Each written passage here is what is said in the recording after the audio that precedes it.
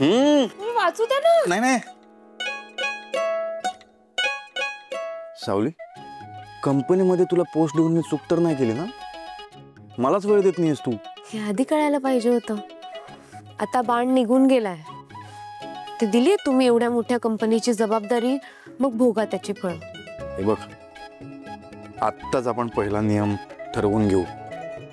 कंपनीतली कामं, कंपनीतल्या गोष्टी घरात आणायच्या नाही. काय?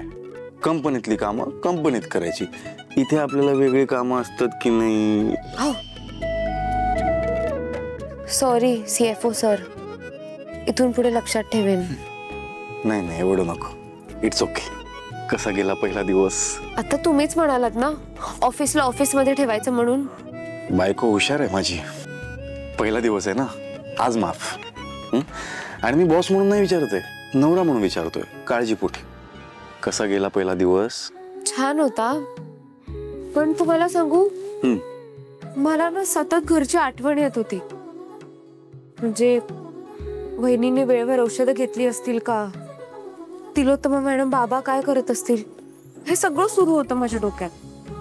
अगं माझी बायको गती किती विचार करते. ठीक आहे, सुरुवात आहे ना, म्हणून होत असेल. एकदा काय त्या कंपनीच्या कामांमध्ये मन गुंतलं ना की इथल्या गोष्टी नाही आठवणार तुला. तरी बरं आहे आपल्या घरी अमृता वहिनी आहेत माझी मदत करायला, त्यामुळे इतकं टेन्शन नाहीये. पण खरं तर मला ना त्या बायकांचं खूप कौतुक वाटतं ज्या नोकरी करून घर सांभाळतात. कामावरून घरी गेल्यावर कधीच असे आपले हात झटकून मोकळी होत नाही. घरी पसारा असेल तर सगळं आवरते, सगळं घर स्वच्छ करते, घरच्यांना वेळेत आणि तेही त्यांच्या आवडीचं खायला देते, सगळ्यांना खाऊ पिऊ घालते, सगळ्यांची काळजी घेते आणि मग स्वतः सुखी समाधानाने झोपते. वर सकाळी लवकर उठून परत ऑफिसला जाणार आणि तिथे ऑफिसमध्ये सुद्धा इतक्या प्रामाणिकपणे काम करणार आणि पुन्हा घरी येऊन घरचं सगळं सांभाळते. कसं करत असतील हे सगळं त्या?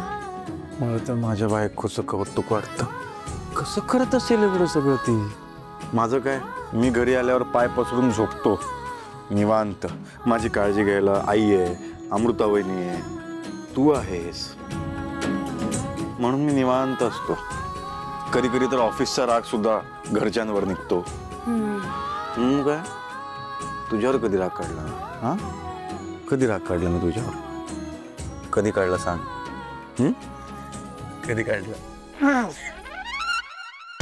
माझी बायको आहे, माझं घर आहे, माझी खोली आहे, मी वाटेल ते करेन. तुझा काय प्रॉब्लेम आहे? तुला तुझ्या बायकोला खाली बोलवलंय. आम्ही येऊ. का बोलवलंय पण? माहित नाही. आई बोलली सगळ्यांना खाली बोलव. आता काय झालं? ऐश्वर्या वहिनीने परत काही कांड केला की काय? पण तुला आणि तुझ्या बायकोला खाली बोलवलंय. येतो माझ्या बायकोला घेऊन. चल ग बायको. हो चला ना, झालं का तुमचं? नाही, थोडा वेळ लागेल. का ना सॅलरी मला ना खूप टेन्शन आलंय. आईने असं अचानक का बोलवलं असेल? महत्वाचं काहीतरी तिला सांगायचं असेल म्हणून. पब्लू पण काही बोलला नाही. आईंना काय बोलायचं असेल, तुम्हाला काही अंदाज आहे का? काय असणार? ऐश्वर्याचं नवीन प्रकरण आईला कळलं असेल म्हणून तिने सगळ्यांना बोलवलं असेल. नाही हो, मला नाही वाटत ऐश्वर्याचं काही कारण असेल. इथे टेन्शन मध्ये बसण्यापेक्षा आईला जाऊन डायरेक्टली विचार ना. ती काय ओरडणार आहे का तुला? जा. तुम्ही येणार नाही? मी नाही ग. आईने घरच्या सदस्यांना बोलवलेलं आहे आणि मी ह्या घरचा भाडेकरू आहे. भाडेकरू, भाडेच द्यायचंय. तुम्ही भाडेकरू आहात असं फक्त तुम्ही समजताय. घरातल्या एका तरी माणसाने असं तुम्हाला जाणवू दिलंय का कधी? तो तुमचा चांगुलपण आहे ग.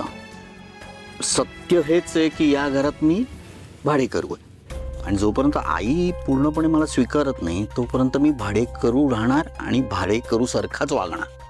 7,200 रुपये इलेक्ट्रिसिटी बिल विसरलेलो. ऐका ना, आईने आता तुम्हाला माझ्यासोबत इथे राहू दिलंय म्हणजे एका अर्थी त्यांनी तुम्हाला स्वीकारलंच आहे ना. त्या फक्त असं स्पष्ट बोलत नाही, एवढंच. ज्या दिवशी ती स्पष्ट बोलेल आणि माझा स्वीकार करेल ना तेव्हा मी नक्की नक्की या घरचा सदस्य होईन आणि त्या दिवसाची मी वाट बघेन. तुम्हाला माहिती आहे ना आता त्यांचा स्वभाव कसा आहे ते. म्हणूनच सांगतोय, थोडीशी वाट बघूया आपण.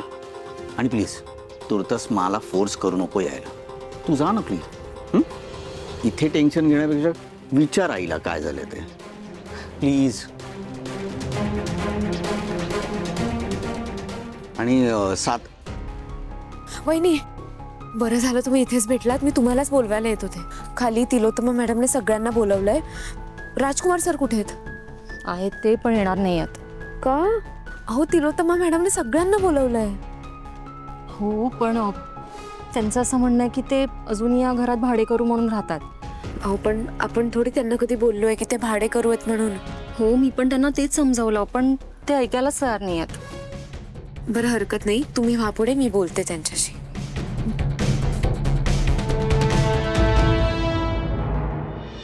अरे नाही, पण कसं काय शक्य आहे ना? तुम्हाला पहिल्यांदाच सांगितलेलं मी. चला. मला नाही बोलवलंय. अहो आता मी करतो तुला फोन आरामात. हां काय ग?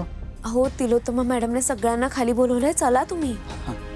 अगं मी नाही येऊ शकत. माहिती आहे मला का नाही येऊ शकत. सांगितलं बहिणींनी मला. तुला सगळं माहिती आहे तरीही मला बोलवायला आलीस? हो, कारण तुम्ही अजूनही ह्या घराला आपलं घर नाही मानत आहात. मी ज्या विश्वासाने तुमच्याकडे बघते त्याच विश्वासाने तुम्ही स्वतःला का नाही बघत राजकुमार सर? माफ करा, लहान तोंडी मोठा घास घेते, पण मला असं वाटतंय की तुम्ही तुमच्यात बदल करायला हवा. नाही म्हणजे तुमच्यात बदल झालाय, पण तुम्ही स्वतःहून पुढाकार घ्यायला हवाय. सगळ्यांची मिळून मिसळून राहायला हवाय. आताही बघा ना, तिलोत्तमा मॅडमने सगळ्यांना बोलवलंय. तुम्ही जर नाही आलात तर त्यांना काय वाटेल की बाबा ह्या सगळ्यांनी तुम्हाला स्वीकारलंय पण तुम्हीच सगळ्यांना परक करताय. आता ह्या सगळ्याने तुमच्याबद्दलचा विश्वास अजून वाढेल की कमी होईल याचा तुम्हीच विचार करा. सारंगनी तुला रूपम कॉस्मेटिक्स मध्ये मार्केटिंगचा जॉब दिलाय ना? Right person for a right job. कमाल आहेस तू कोणालाही काहीही कन्व्हिन्स करू शकतेस. याला आमच्या टर्म्स मध्ये काय म्हणतात माहिती आहे का? A person who can sell. जो माणूस एस्किमोला म्हणजे अलास्कामध्ये राहणाऱ्या माणसाला सुद्धा फ्रीज विकू शकतो ना, त्याला खरा मार्केटिंग पर्सन म्हणतात. सावली, तुझ्याकडे ना भाषेची ताकद आहे, त्यामुळे ना कोणालाही कन्व्हिन्स करू शकतेस. कमाल आहेस तू. जातो, येतो मी. नक्की ना? प्रॉमिस, येतो मी बाई.